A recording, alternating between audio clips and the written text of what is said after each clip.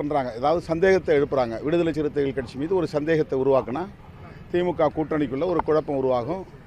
அதன் மூலமாக ஒரு விரிசலை ஏற்படுத்த முடியும் அப்படிங்கிறது அவங்களுடைய எதிர்பார்ப்பாக இருக்கிறது.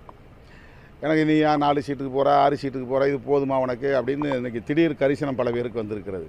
இந்த கட்சி வளரவே கூடாதுன்னு நினைக்கிறவங்க பூரா ஏன் இன்றைக்கி நீங்கள் 4 சீட்டு வாங்குறீங்க 6 சீட்டு வாங்குறீங்கன்னு பேசுகிறாங்க. அவங்களுடைய நோக்கம் என்னென்னா எங்களுடைய வளர்ச்சி அல்ல, எங்களுடைய நலன் அல்ல.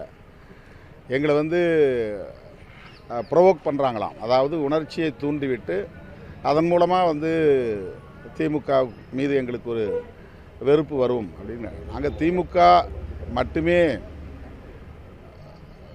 பாதுகாப்பு அரண் அப்படிங்கிற அடிப்படையில் பேசலை. மதசார்பற்ற முற்போக்கு கூட்டணி, திமுக தலைமையில் இருக்கிற கூட்டணி, விடுதலை சிறுத்தைகளும் சேர்ந்து உருவாக்கிய கூட்டணி, இவையெல்லாம் சேர்ந்து தான் பாதுகாப்பு அரண் அப்படின்னு நான் சொல்கிறேன். பாஜக என்கிற மதவாத சக்திகளை எதிர்கொள்வதற்கு மதசார்பற்ற முற்போக்கு கூட்டணி ஒரு பாதுகாப்பு அரண். அந்த மதசார்பற்ற முற்போக்கு கூட்டணியை உருவாக்கியதில் அல்லது அதை பாதுகாப்பதில் அதில் இடம்பெற்றுள்ள ஒவ்வொரு கட்சிக்கும் பங்கு உண்டு. அது விடுதலை சிறுத்தைகள் கட்சிக்கும் பங்கு உண்டு. அந்த அடிப்படையில் தான் நாங்கள் இந்த கருத்தை பேசுகிறோம். ஆனால் இவர்கள்